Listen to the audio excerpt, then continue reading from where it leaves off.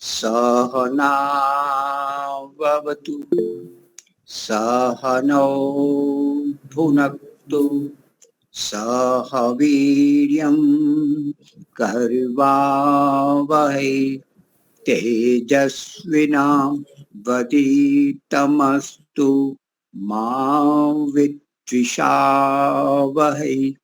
ओम शांति शांति शांति। सबको सादर नमस्ते जी। वैदिक प्रज्ञा व्याख्यान माला में आप सभी का स्वागत है। नैना जी आप भजन ले लीजिए, बाद में कमला जी लेंगे।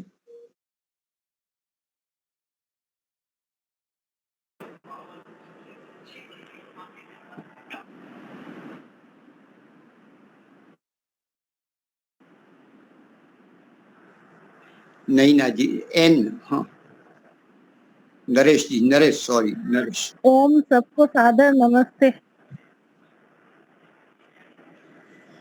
तेरे नाम का सुमिरन करके मेरे मन में सुख भर आया। तेरे नाम का सुमिरन करके मेरे मन में सुख भर आया। तेरी कृपा को मैंने पाया, तेरी दया को मैंने पाया। तेरी कृपा को मैंने पाया, तेरी दया को मैंने पाया। तेरे नाम का सुमिरन करके मेरे मन में सुख भर आया। दुनिया की ठोकर खाके जब हुआ कभी भी सहारा, ना पाकर अपना कोई, जब मैंने तुम्हें पुकारा, ना पाकर अपना कोई, जब मैंने तुम्हें पुकारा। हे नाथ मेरे सिर ऊपर तूने अमृत बरसाया। तेरी कृपा को मैंने पाया, तेरी दया को मैंने पाया। तेरे नाम का सुमिरन करके मेरे मन में सुख भर आया। तू संग में था नित मेरे, ये नैना देख न पाए। चंचल माया के रंग में ये नैन रहे उलझाए। चंचल माया के रंग में ये नैन रहे उलझाए। जितनी भी बार गिराऊं तूने पग पग मुझे उबारा। जितनी भी बार गिराऊं तूने पग पग मुझे उबारा। तेरी कृपा को मैंने पाया, तेरी दया को मैंने पाया। तेरे नाम का सुमिरन करके मेरे मन में सुख भर आया। भव सागर की लहरों में जब भटकी मेरी नैया, भव सागर की लहरों में जब भटकी मेरी नैया, तट छूना भी मुश्किल था, ना दिखे कोई खिवैया। तट छूना भी मुश्किल था, ना दिखे कोई खिवैया। तू लहर बना सागर की, मेरी नाव किनारे लाया। तू लहर बना सागर की, मेरी नाव किनारे लाया। तेरी कृपा को मैंने पाया, तेरी दया को मैंने पाया। तेरे नाम का सिमरन करके मेरे मन में सुख भर आया। हर तरफ तुम ही हो मेरे, हर तरफ तेरा उजियारा। हर तरफ तुम ही हो मेरे, हर तरफ तेरा उजियारा। निर्लेख प्रभु जी मेरे, जब मैंने तुम्हें पुकारा। तेरी तू तेरे शरण में आके दाता, तेरा तुझ ही को चढ़ाया। तेरी कृपा को मैंने पाया, तेरी दया को मैंने पाया। तेरे नाम का सिमरन करके मेरे मन में सुख भर आया। मेरे मन में सुख भर आया। मेरे मन में सुख भर आया। धन्यवाद मुनि जी, दीपालिका जी। बहुत अच्छा। बहुत बढ़िया। हाँ जी, कमला जी। सबको सादर नमस्ते। एक भजन छोटा सा।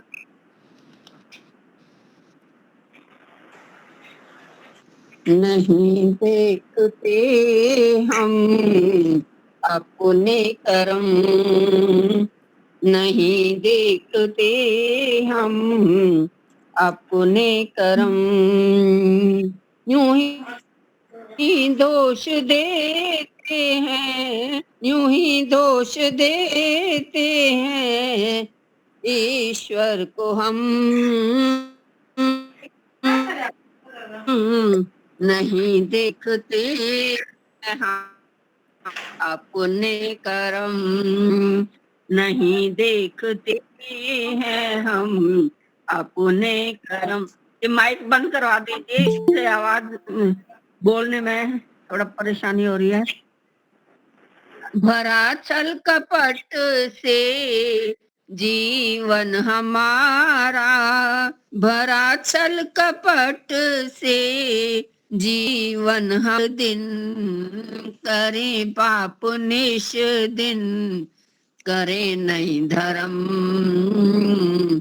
यूं ही दोष देते हैं ईश्वर को हम, यूं ही दोष देते हैं ईश्वर को हम।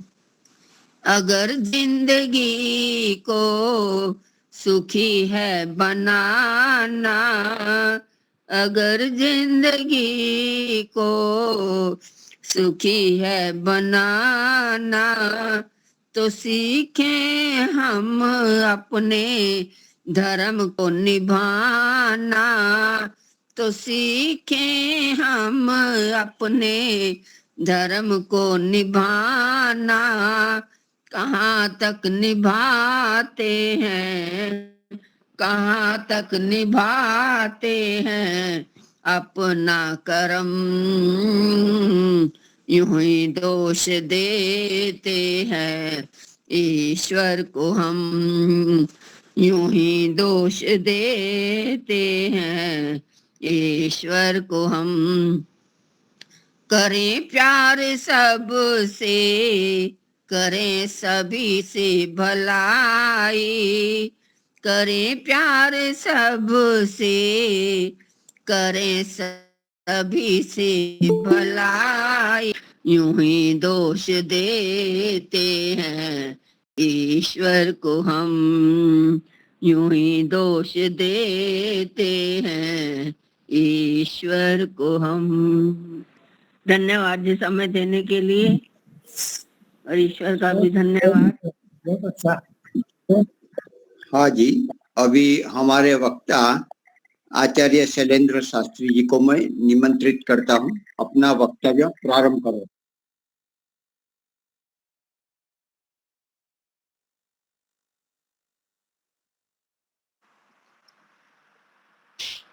ओम नमस्ते।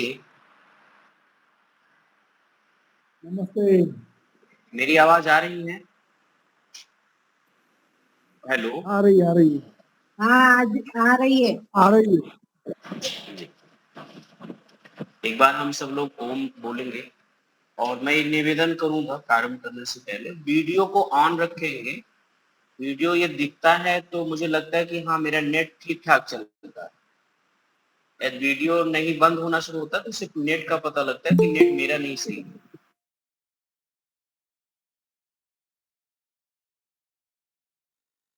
मेरे यहाँ पर तो इसलिए एक दो लोग तो रखेंगे ही, सब लोग रखें तो अच्छी बात है। हम लोग अब प्रार्थना हो गया है, लेकिन एक बार ओम बोलेंगे।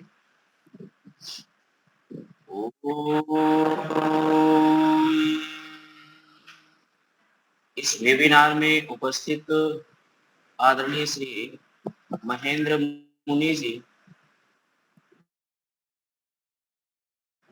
हरीश भाई, दीपालिका बहन, अन्य पूजनीय वंदनीय मातृशक्ति भद्र पुरुषों, विगत यात्रा के कारण विगत कक्षा में हम सब लोग उपस्थित नहीं हो पाए थे, मैं उपस्थित नहीं हो पाया था। आज पुनः प्रारंभ कर रहे हैं। सामान्य संस्कार के अंतर्गत सामान्य पद्धति पर हम लोग विचार कर रहे थे। उसमें से जो आघारा अज्ञा होती है उस पर विचार कर चुके हैं, और 4 आहुति व्याहृति की हम लोग देते हैं। भूरग्ने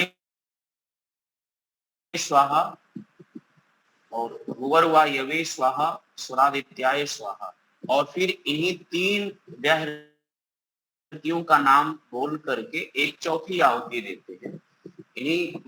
इन चौथी जो आहुति देते हैं, चौथी आहुति में 3 व्याहृति सम्मिलित होते हैं और ये एक आहुति देते हैं। इन चारों आहुतियों का नाम व्याहृति आहुति स्वामी जी ने रखा। संस्कार के अंतर्गत जब कहीं संकेत करेंगे कि ये 4 व्याहृति की आहुति यहाँ पर दिलाइए, तो आप इन्हीं 4 व्याहृति आहुतियों को संस्कार में जगह जगह संकेत करते हैं वहां उपयोग करने के लिए। अर्थ की दृष्टि से थोड़ा यहाँ पर हम लोग विचार कर लेंगे। पूरे यज्ञ के में आए हुए परमात्मा से संदर्भित जितने नाम हैं उनके 2 अर्थ ग्रहण किए जाते हैं, एक भौतिक अर्थ और दूसरा है आध्यात्मिक अर्थ।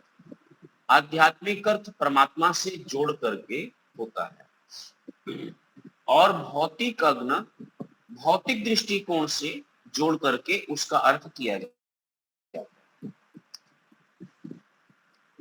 एक अर्थ है भू और दूसरा है अग्नि, और ये 2 पदों को मिला करके भूर अग्नि बनाया गया। ध्यान देंगे, 2 पद है भू अग्नि, वही जो गायत्री मंत्र में बोलते भूर भुवः स्वः, वही भूर में जो रेफ बाद में किसी पद के अंत में रा आता है, उस व्याकरण की दृष्टि से रा के कई स्वरूप हैं। वास्तविकता कभी वो आप सा के रूप में होगा, कभी विसर्ग के रूप में होगा, कभी रेफ के रूप में होगा, और कहीं कहीं ये व्याकरण की दृष्टि में ऊ का भी रूप होता है। ऊ कहने का अभिप्राय है अर्थ एक ही होंगे, रूप भले आपको कभी ऊ दिखाई दे, कभी शा दिखाई दे। तो यहाँ जो हमें रा दिखाई दे रहा है वो वास्तविकता विसर्ग का ही एक रूप है, भू। तो भू जो है वो पृथ्वी को भी कहते हैं और भू परमात्मा को भी कहते हैं। ऐसे अग्नेय पद को भी जोड़ा तो अग्नेय शब्द के दो अर्थ हैं, एक तो भौतिक अग्नि और जो हमारे काष्ठ में अग्नि है उसके लिए सुप्त अग्नि है काष्ठ में, और दूसरा अग्नि नाम परमात्मा का भी है। तो ये दो संज्ञाएं मिल करके एक बने हैं, और चतुर्थी विभक्ति इसलिए हम प्रयोग करते हैं कि जब भी जहां पर भी स्वाहा पद आएगा, स्वाहा पद आ जाने से, पद का मतलब है शब्द, आपको लोकाचार की भाषा में हम पद उसे कहेंगे, शब्द उसे कहते हैं जो दो चार अक्षरों से मिलकर के बने। तो जब स्वाहा प्रयोग में आता है तो उसके आ जाने से संस्कृत के व्याकरण दृष्टिकोण से वो चतुर्थी विभक्ति का प्रयोग करते। तो यहाँ अग्नि पद का जब चतुर्थी में प्रयोग किए तो अग्नय बन गया, अग्नय। हम ये आहुति पृथ्वी और अग्नि के लिए प्रदान कर रहे हैं, ये अर्थ हो गया व्यक्ति।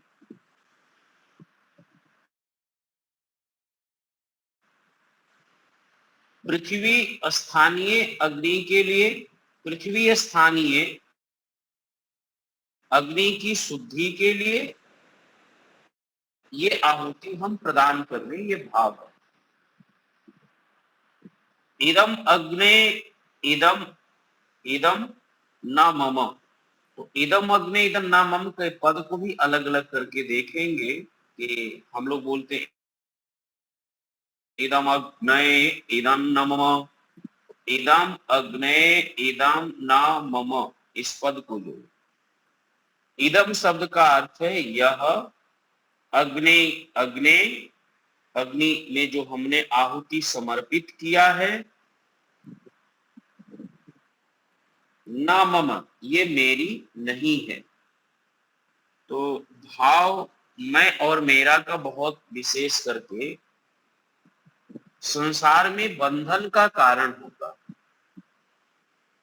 संसार में बंधन का कारण मैं और मेरा का भाव विशेष करके होता। जहां पर आप जोड़ करके ये मेरा है, मैं इसका स्वामी हूं, वह जहां हम ये लगा देते हैं कि ये मेरा है और मैं इसका स्वामी हूं, तो ये बंधन का कारण बन जाता है, सकाम कर्म हो जाता है। लेकिन जहां पर ये कह सकता हूं, जहां पर ये हो जाता है कि यह मेरा नहीं है, अनासक्त का भाव आ जाता है। गीता में भगवान श्री कृष्ण ने भी ऐसा ही कहा है, और दूसरा वेद का भी ऐसा ही उपदेश है, त्याग पूर्वक संसार का भोग करने का। तो त्याग पूर्वक हम वस्तु में कैसे कर सकते हैं? मैं और मेरा का देखूंगा कि ये मेरा पुत्र है, ये तेरा वस्तु है।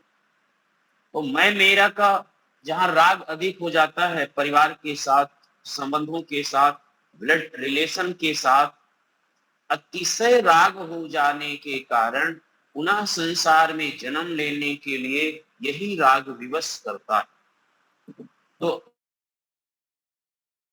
हमें संसार में जन्म से हमारे कर्म बंधन शैथिल्य हो जाए, ढीले हो जाए। तो यज्ञ में आध्यात्मिक भाव जो है वो बहुत सारे मंत्रों में यह भाव आपको मिलेगा, इदम नाम का।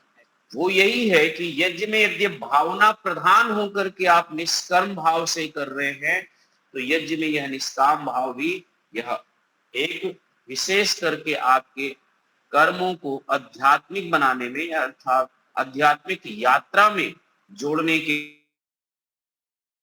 लिए और सफल बनाने के लिए भाव होता है। शाब्दिक रूप से अवश्य बोलते हैं, लेकिन व्यवहारिक रूप से इसका प्रधानता है। मान भाव मैं निवेदन करूंगा कि वीडियो एक दो लोग रखिएगा, नहीं तो मैं बोलता चला जाऊंगा और आप लोग श्रवण जरूर करेंगे, लेकिन मुझे पता नहीं कि आप लोग सुनेंगे कि नहीं सुनेंगे। क्यों? क्योंकि नेट कमजोर हो जाता है ये कभी कभी। तो ये चारों व्याहृतियों के साथ, जो 4 व्याहृति हैं, 4 व्याहृति स्वाहा पद को युक्त करके और 4 आहुतियां हम लोग देते हैं, चारों में इदं नमम का प्रयोग आया है। और ये विशेष करके मैं ये कहूं कि पूरे यज्ञ का कोई प्राण है, आधार है और भावना से संबंधित कोई आधार है, तो वो इदं नमम का भाव है। भावना की शुचिता, भावना की पवित्रता, भावना की शुद्धि, विचारों की शुद्धि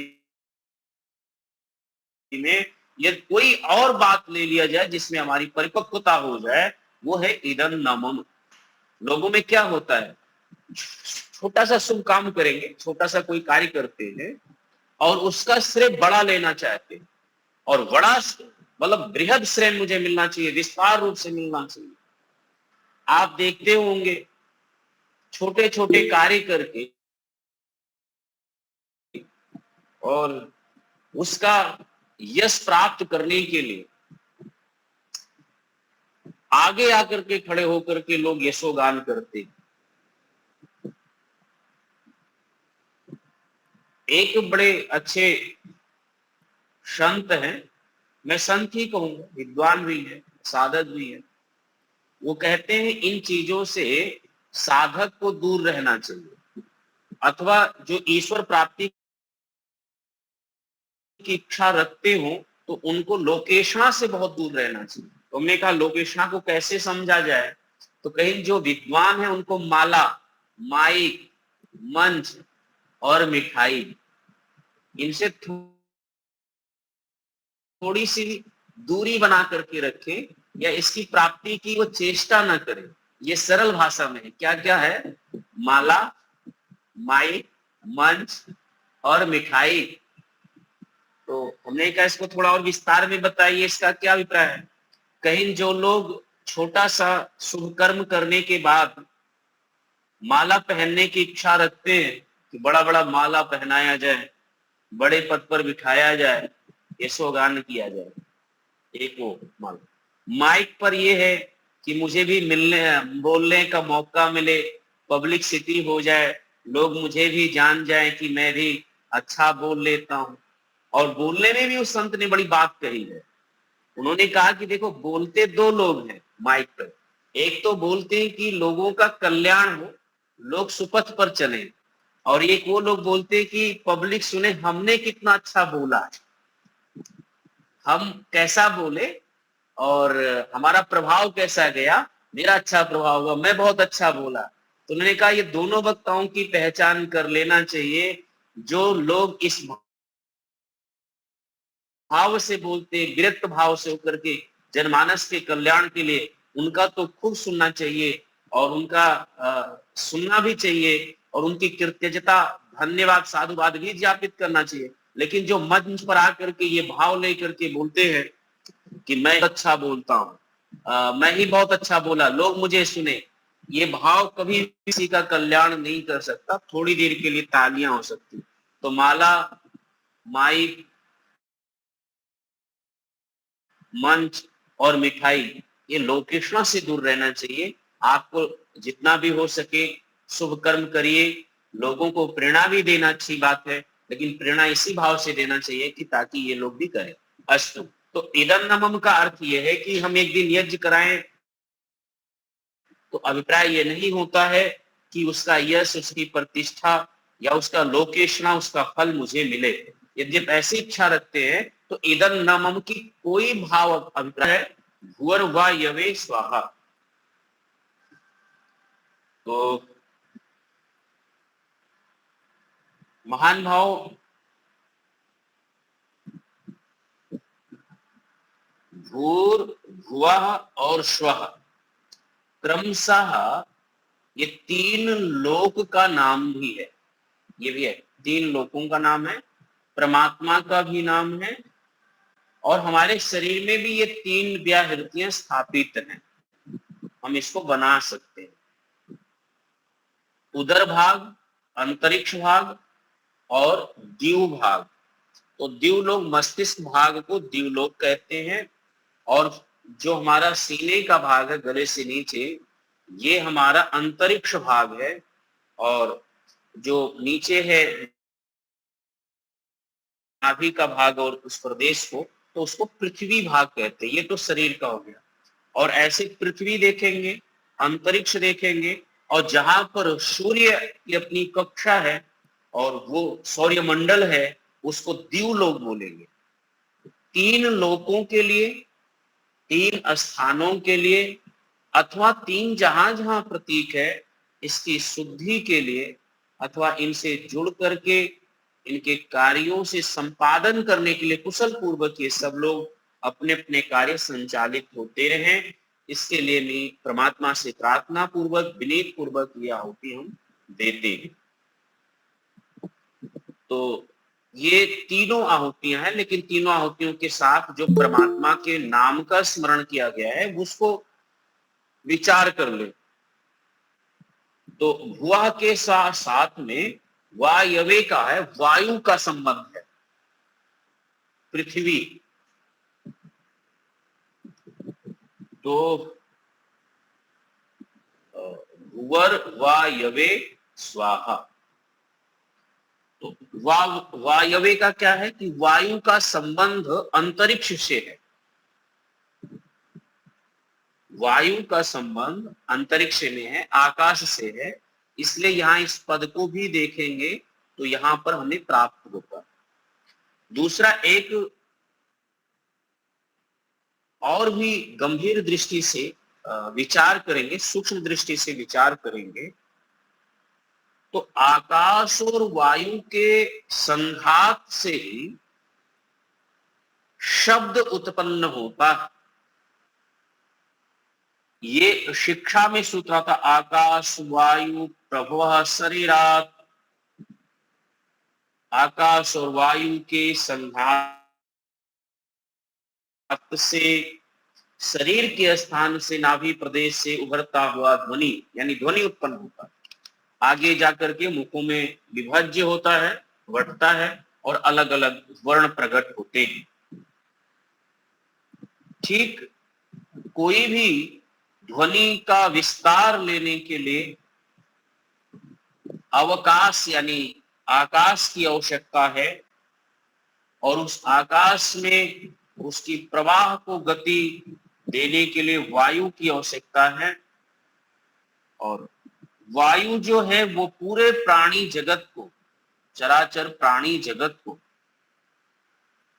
जीवंत रखने के लिए, संचालित रखने के लिए बहुत आवश्यकता है। तो जो हमारी ये, हम जो अग्निहोत्र में आहुति देते हैं, यह हम सब लोग जानते हैं कि पवन की शुद्धि का एक विशेष अंग है, एक विशेष महत्व है। जो शुद्ध गोघृत डालते हैं, सामग्री डालते हैं, अथवा गोघृत के साथ इसके सुगंधित पदार्थ डालते हैं, यह सब हमारी वायुमंडल को शोधन करना, परमार्जित करना और दूर तक हानिकारक कीटाणुओं को नाश करना, ये हमारे अग्निहोत्र का काम। स्वामी जी अग्निहोत्र के लाभ बताते समय एक बात कही कि दुर्गंध युक्त वायु को बाहर भेजना और सुगंधित वायु करना, नवीन व पवन को ठीक करना, ये अग्निहोत्र का कार्य। अब कोई यदि ये प्रश्न करे कि भाई ठीक है आपका प्रश्न, लेकिन समझ में नहीं आ रहा है कि अग्निहोत्र में ये बात कहाँ कहा गया है, ऐसी बात, ये संबंध कहाँ दर्शाया गया है। तो अग्निहोत्र में ही ये पद जो आपको मिलेगा, भुवर वायवे स्वाहा, ये पद ही है जिसमें वह और वायवे का दोनों स्थान हम लोग एक जगह कर रहे हैं, एक ही स्थान पे। तो ये यहां पर हुआ। और इदम वायवे इदन्नमम, हम इसको जब आध्यात्मिक अर्थ कर लें तो परमात्मा का नाम भी वायु है, वह भी हमारे जीवन का आधार है। पूरा प्राणी जगत उसी परमात्मा के आश्रित है, क्योंकि हमारा प्रकृति और जीवात्मा का संघात करता है, पंच तत्वों का संघात करके ये जीवन, ये शरीर प्रदान करता है। शरीर को संचालित करने के लिए, चलाने के लिए फल फूल औषधियां वनस्पतियां उन पंच तत्वों को अनेक रूपों में स्वाद युक्त करके, पौष्टिक युक्त करके परमात्मा हमें देता है। बड़ा उसका उपकार है।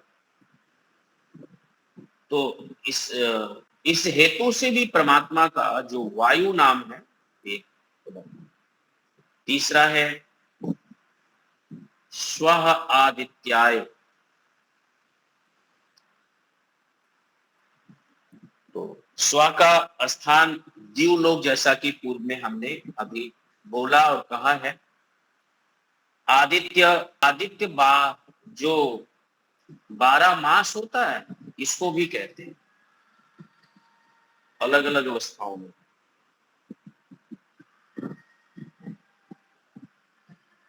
तो ये जो हम तीसरी आहुति देते हैं व्याहृति के लिए, तो सूर्य के लिए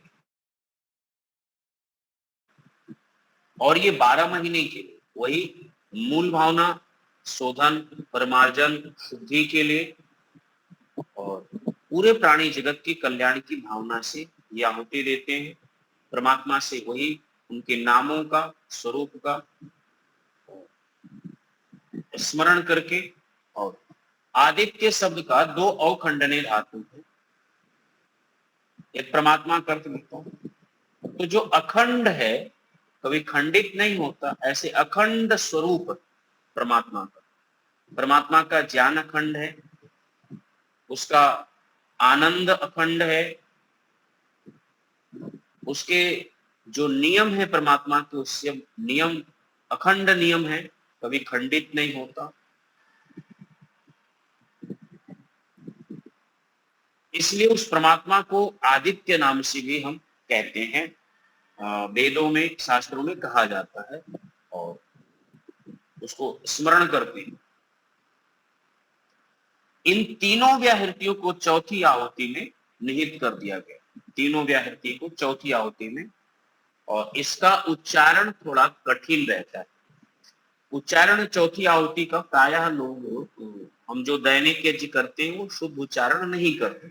तो एक बार आप लोग श्रवण भी करेंगे, पहले पद को समझ लेते हैं।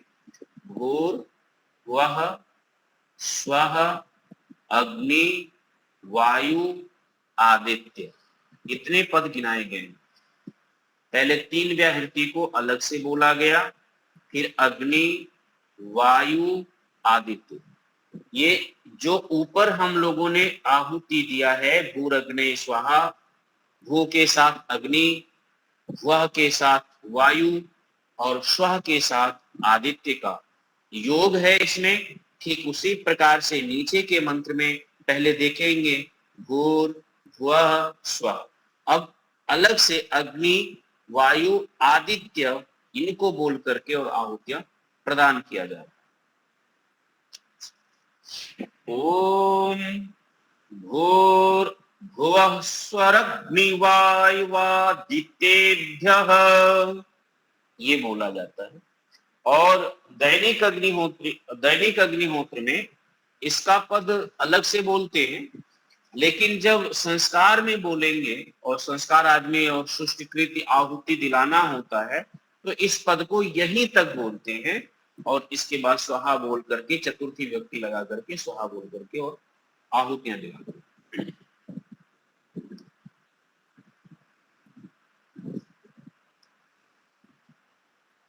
अर्थ भी ऊपर ही जैसा है। इदम अग्नि वायुवादितेभ्यः इदं नमः, उन्हीं नामों को लेकर के, अग्नि, वायु और आदित्य को लेकर के, हे परमात्मा, इसमें मेरा कुछ नहीं है, जो भी है आपका है। और यह एक समर्पण का भाव है, शुद्धता का भाव है और असंग भाव है, कर्म में लिप्त ना होने का भाव है, निष्काम भाव, पवित्र भाव ना का।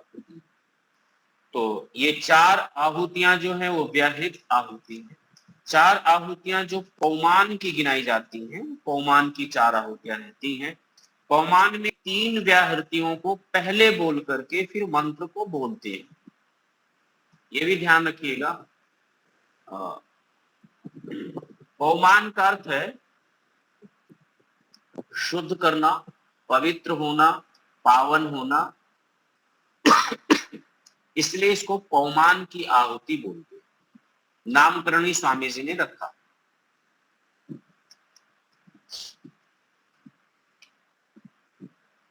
तो व्याहृति की अर्थ तो हम लोगों ने कर ली कि परमात्मा, यह सब अर्थ जगह जगह आप जोड़ लीजिए। अग्न आयुषी पवसा अशुभोर जमिसम चनः आरे बाधस्व दुक्षु नाम स्वाहा। ये पौमान की प्रथम आहुति, और प्रजापति तक जाकर के ये चौथी आहुति जो है, प्रजापति से हम लोग बोल करके ये पौमान बोलते 4 आहुति।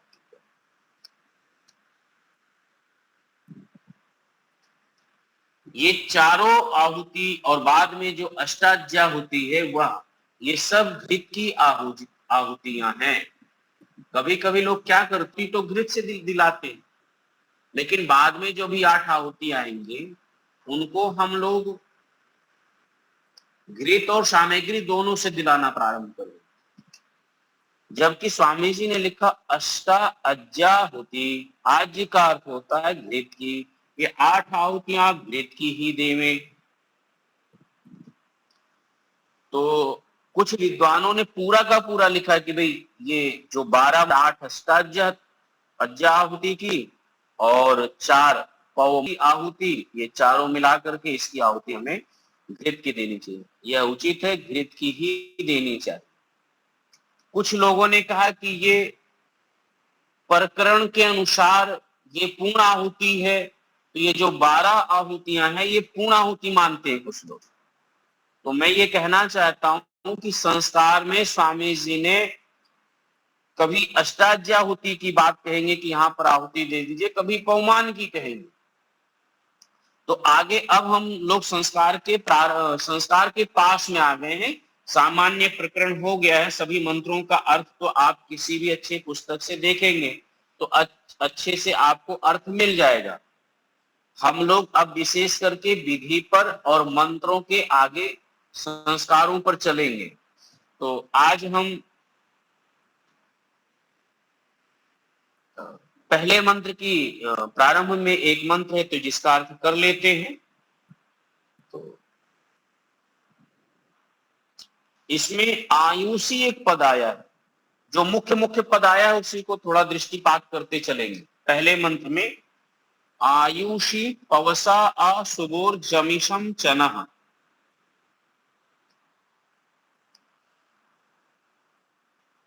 तो जो नह पद है, नह को पहले ले लीजिए और अग्नि पद को पहले ले लेंगे। हे अग्नि परमात्मन, आप हमारे आयुषी, आयुषी का अर्थ होता है जीवन को पव से पवित्र करें या पवित्र करने वाले हैं।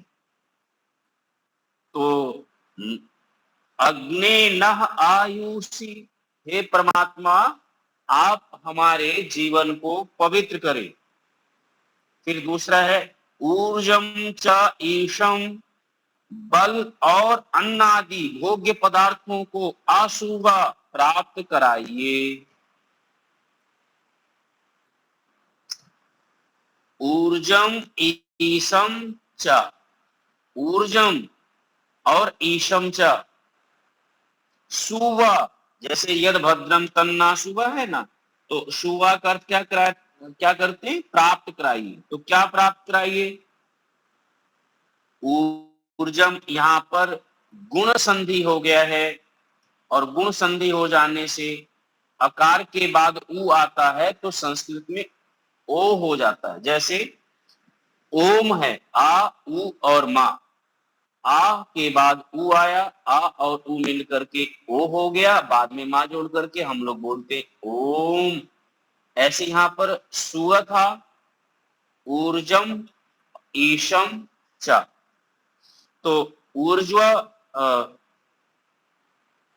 ऊर्जम कहेंगे ऊर्जा को, बल को, और ईशम कहेंगे भोग्यादि ऐश्वर्य को, यानी ईशम माने ऐश्वर्य, ऐसा वो सब पदार्थ जो हमारी आवश्यकता है या एक प्राणियों को चाहिए वो सब ऐश्वर्य है।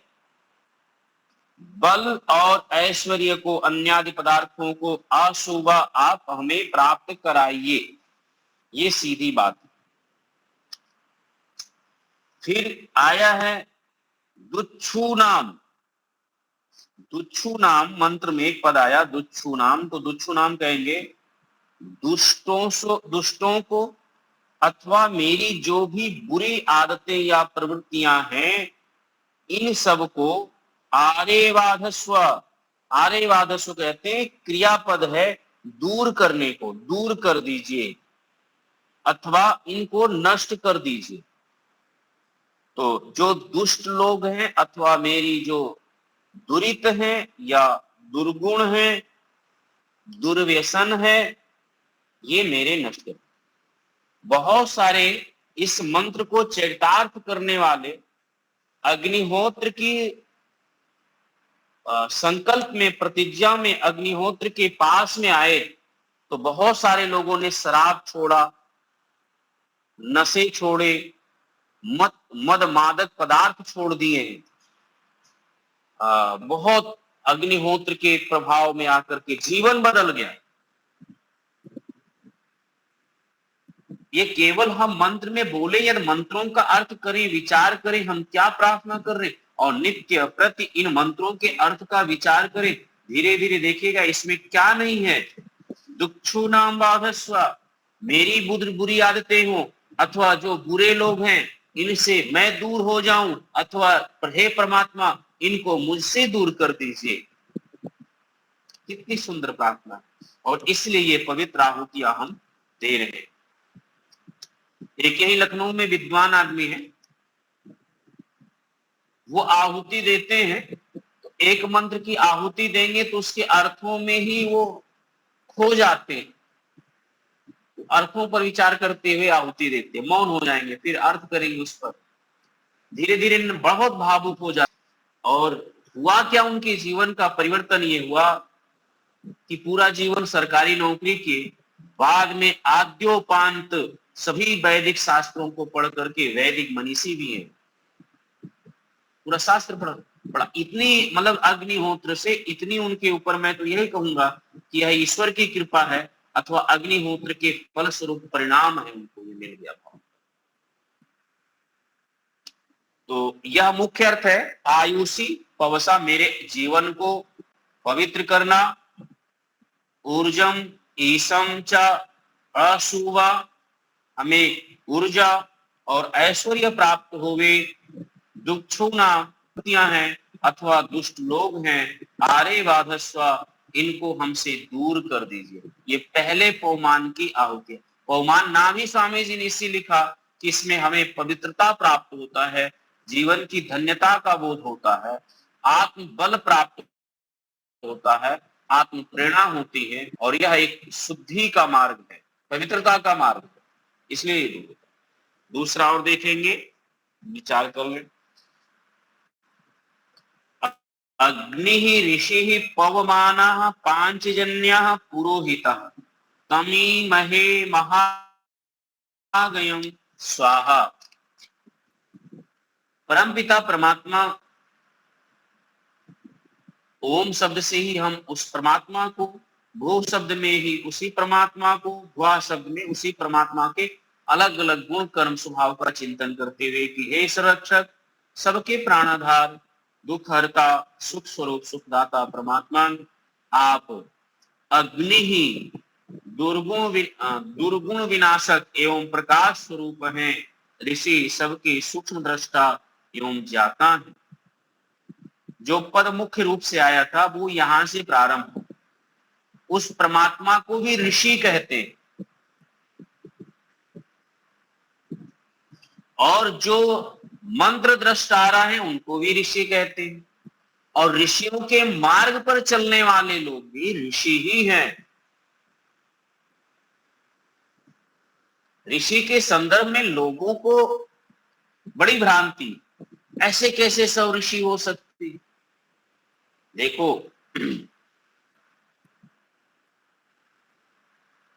मत्वा कर्वाणि सेव्यते इति मनुष्या, जो अपने कर्मों को बुद्धि पूर्वक उचित अनुचित, सत्य सत्य, धर्म अधर्म का विचार करके कर्म करते हैं, आचरण करते हैं, उनको मनुष्य कहते हैं।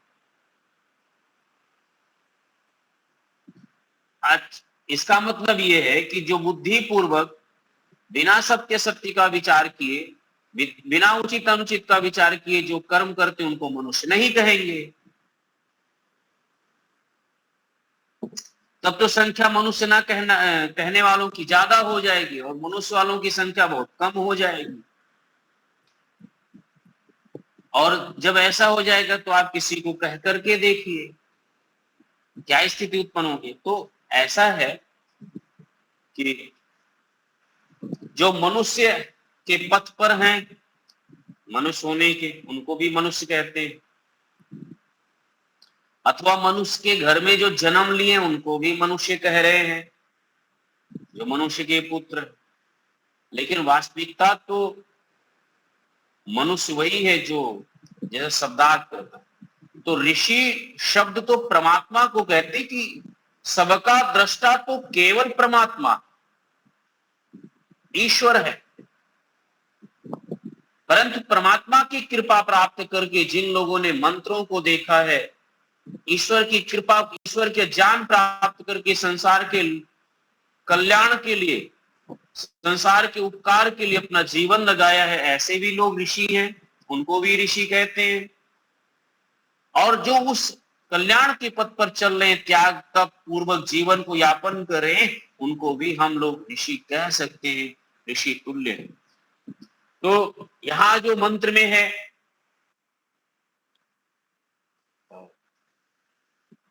ऋषि पद जो आया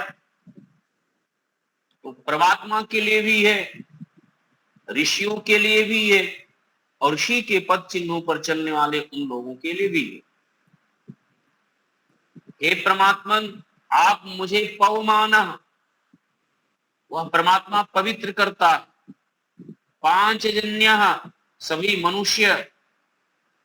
मनुष्यों को वह पालन करने वाला है।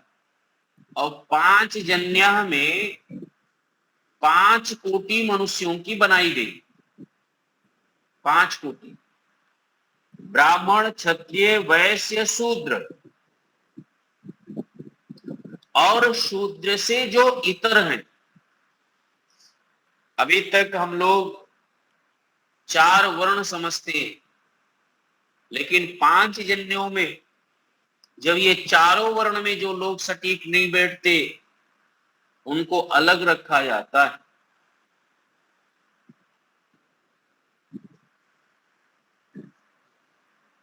वो आदिवासी भी हो सकते हैं, वनवासी भी हो सकते हैं, जो नदियों पर रह करके सेवा करते हैं, नदियों पर रह करके अपने जीवन का यापन करते हैं, वो लोग भी हैं। जिनके ये जो कर्मानुसार चारों में नहीं आते, मनुष्य होते हुए भी वो भी है। तो यहाँ जो 5 जन्या है, उन सबका पालन करने वाला परमपिता परमात्मा है, ईश्वर है। पुरोहितः तम महागयम, ऐसे उस महा ऐश्वर्यशाली अथवा महती स्तुतियों वाले ईश्वर को हम ईमहे, उसको प्राप्त करें, उसकी प्राप्ति की कामना करें। इसी कामना से मैं ये आहुति प्रदान करता हूं। और इदम पवमानाय अग्नये इदं नमः, यहां भी वही भावना परमात्मा के संस्मरण का, उसका एक नाम पवमान भी है, अग्नि भी है। और अग्नि और पवमान का बड़ा गहरा संबंध है। जैसे अग्नि का एक कार्य है कि वह शोधन करती, परमार्जित करती, अथवा वस्तुओं की शुद्धि कर देती। पवन की शुद्धि, वायु की शुद्धि करना। दूसरा, अग्नि में किसी भी प्रकार की कोई धातु आप डाल दीजिए, तो धातु की शुद्धि करना है तो वो अग्नि है। चाहे तांबा हो, लोहा हो, सोना हो, चांदी हो, सब प्रकार की धातुओं की शुद्धि अग्नि से होती है। तो वह और परमात्मा भी भरगह स्वरूप में अपने तेज स्वरूप से और भक्त के यानी तेज स्वरूप से वह परमात्मा अपने भक्तों का जो दुरित है उसको भस्म करता है, बुराइयों को भस्म करता है, प्रवृत्तियों को भस्म करता है। यह भी एक भाव है, यह भी एक विचार है। इसी प्रकार से इनमें हम मंत्रों में ले तो 2 मंत्रों का व्याख्यान लगभग में हुआ। तीसरे भी मंत्र में जो अच्छे अच्छे पद हैं उनका हम ग्रहण कर लेते हैं। तीसरे मंत्र में पवस्व स्वपा अस्मे वर्चः सुवीर्यम दधद्रै मयि पोषम, ये पद आए हैं और इन पदों में अग्नि शब्द का अर्थ हो गया और स्वपः एक शब्द आया है। तो उत्तम कर्म करने वाले को पवस्व, तो जो शुभ कर्म करते हैं, उत्तम कर्म करते हैं, निष्काम कर्म की भावना से होते हैं, हे परमात्मा आप उनको प्राप्त हो जाएंगे, ऐसी प्रार्थना है। स्वपा पवस्व पद को बदल लेंगे, स्वपा पहले लगा लीजिए और पवस्व बाद में। पवस्व क्रिया पद है और स्वपा जो शुभ कर्म करने वाले हैं अर्थात निष्काम भाव से कर्म करने वाले हैं, जो चतुष्टय पुरुषार्थ को यथार्थ रूप में तप पूर्वक जीते हैं, हे परमात्मा उनको आप प्राप्त हो जाइए। भक्त का यह भी एक प्रार्थना है। अस्मे वर्चः सुवीर्यम, अस्मे वर्चः हमारे लिए, वर्चः सुवीर्यम तेज प्राकर्म, रईम का अर्थ होता है धन अथवा ऐश्वर्य, रईम का अर्थ होता है ऐश्वर्य संस्कृत में ही। तो हमारे लिए तेज प्राकर्म को, धन ऐश्वर्यों को, पोषम पुष्टि को, दधत धारण करा दीजिए अथवा हमें प्राप्त कराइए, यह भी प्रार्थना है। संसार में सांसारिक वस्तुओं की यदि हम प्रार्थना करते हैं तो वह इसीलिए है कि आध्यात्मिक मार्ग में ये हमारे सहयोगी बने और आध्यात्मिक मार्ग हमारा प्रशस्त हो और बलपूर्वक हम आध्यात्मिक कार्यों को कर सके परमात्मा से। इसलिए भौतिक और सांसारिक वस्तुओं को हम लोग मांग करते हैं। तो रईम का अर्थ भी धन और ऐश्वर्य होता है, दधत का अर्थ होता है प्राप्त कराना या धारण कराना, मई माने हम सबको या मुझको। तो ये हम लोगों ने इस मंत्र में भी यही प्रार्थना किए हैं। चौथा मंत्र भी बहुत प्रसिद्ध है, सबको प्रायः कंठस्थ रहता है। प्रजापते न, प्रजापति भी परमात्मा का ही है। व्याहृतियां जो हम पहले बोलते हैं, व्याहृतियों का उक्त अर्थ है जो पहले हम लोगों ने पूर्व में अभी चिंतन और मनन किए हैं, वही अर्थ लीजिएगा। एतानि विश्वा जातानि, हे परमात्मा आपसे समस्त विश्व उत्पन्न हुए हैं। विश्वा जातान, जातानि का अर्थ होता उत्पन्न होना। तो एतानि विश्वा, जो भी कुछ हमें दृष्टिगोचर हो रहा है ये परमात्मा से उत्पन्न हुआ है। त्वत् अन्यः, आपसे भिन्न कोई दूसरा ना परिता बभूव, और कोई उत्पन्न नहीं कर सकता। ते उसे सर्वसमत यत कामा जुहुमा, जिस जिसकी कामना से हम लोग ये आहुति प्रदान कर रहे हैं, तत् न अस्तु, ये सब कामनाएं हमारी पूर्ण हुए। वयम रईणाम पतस्यामा, और हम सब लोग धन ऐश्वर्य और आपके भक्ति के स्वामी बने या स्वामी होवे। तो भक्ति के स्वामी हो जाइए, सेवा के स्वामी बनिए, साधना के स्वामी बनिए, स्वाध्याय के स्वामी बनिए, बनना ही है। शांति के स्वामी हम लोग बने। तो वयम रईणाम पतयः श्याम, जो आत्मा का धन है हम उस आत्म धन के स्वामी बने, ऐसी हमारी विनीत प्रार्थना परमात्मा से है और हम सब लोग करें। तो यह मंत्र हो गया। लगभग में ये 4 पौमान की आहुतियां, 4 व्यहृत की आहुतियां आज की कक्षा में हम लोगों ने ये देखा और इसके अर्थों को भी जाना। ये 4 आहुतियां इनको है। अगली कक्षा में हम लोग और देखेंगे। यथाशीघ्र करना कोशिश कर रहे हैं कि हम लोग संस्कार पर पुनः आ जाएं और संस्कार प्रारंभ करें, संस्कारों को देखें। आज की कक्षा से कहीं से आप सबको कुछ पूछना है तो पूछ सकते हैं, नहीं तो फिर शांति पाठ की पूछ।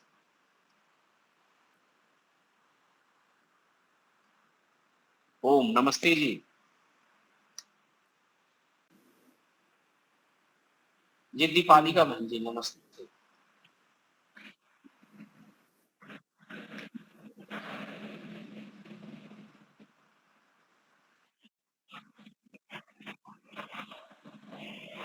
हाँ जी, अग्निहोत्र हो गया। अग्निहोत्र में व्याहृति की आहुति, पौमान की आहुति, अष्टज्याहुति की आहुति। क्योंकि ये संस्कारों में बार बार स्वामी जी आगे पीछे इसको बताएंगे कि आहुति अष्टाध्याहुति की आहुति है, ये पौमान की आहुति है, या व्याहृत की आहुति अब दीजिए, अथवा यहाँ पर आघाराज्याहुति दीजिए, जल प्रसेचन करना है, अग्न्याध्यान करना है। तो ये सामान्य प्रकरण के नाम हम सबको याद रहना चाहिए संस्कार में, क्योंकि प्रत्येक संस्कार में इसकी जरूरत पड़ेगी, प्रत्येक संस्कार में। और प्रत्येक संस्कार में गाड़ी इसीलिए लोगों का जो स्वाध्यायशील लोग होते हैं, हमारे यहाँ बच्चे भी पढ़ते, तो यही फर्ज, ये व्याहृत्याहुति कौन सी है, आघाराज्याहुति कौन सी है, पौमान किसका नाम है, अष्टाध्याहुति किसका नाम है आचार्य जी, तो बार बार वो पूछते रहते। तो इसलिए हमें सीरियल से जान लेना चाहिए, पढ़ लेना चाहिए। सामान्य का प्रकरण पूरे संस्कार में जगह जगह मिलता है। तो यह आधा भाग हमारा हो ही जाएगा, फिर सरलता से हम लोग समझ जाएंगे।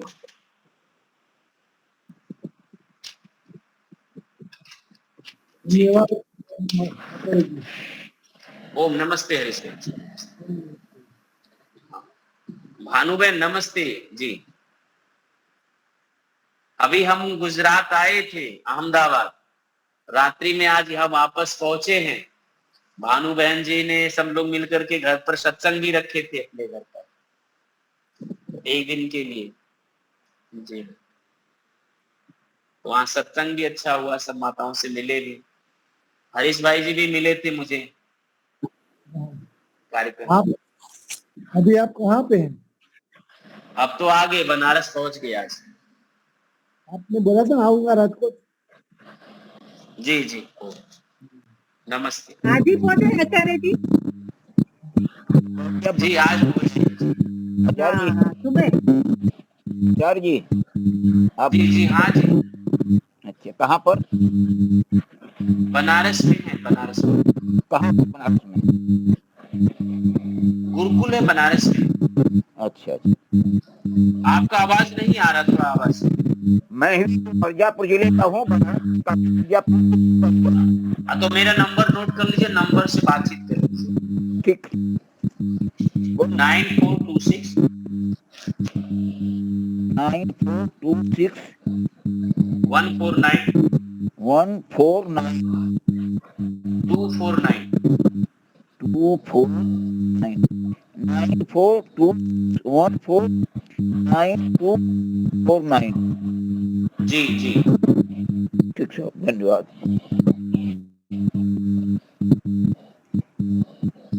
नमस्ते।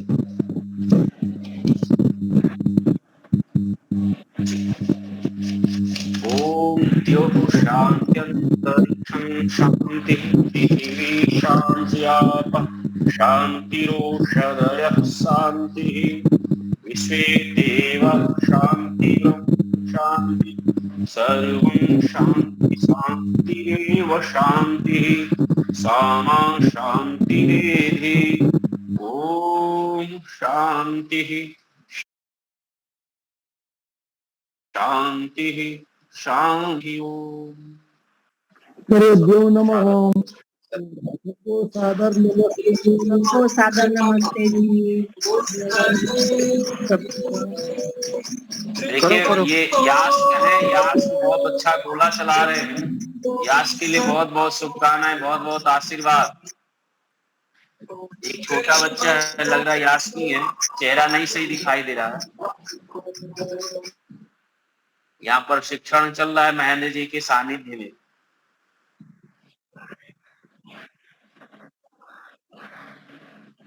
बहुत बढ़िया, बहुत बढ़िया, बहुत शुभकामनाएं। ओम नमस्ते। आपके भी बच्चे शैलेंद्र जी आप होते हैं तो यहाँ बच्चे यहाँ भी सीख जाते हैं।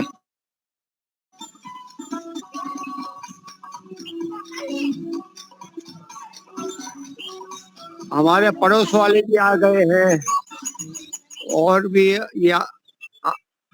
हाँ जी, ये आलमपुर में है, अभी चालू होगा। ये बच्चे कर रहे हैं।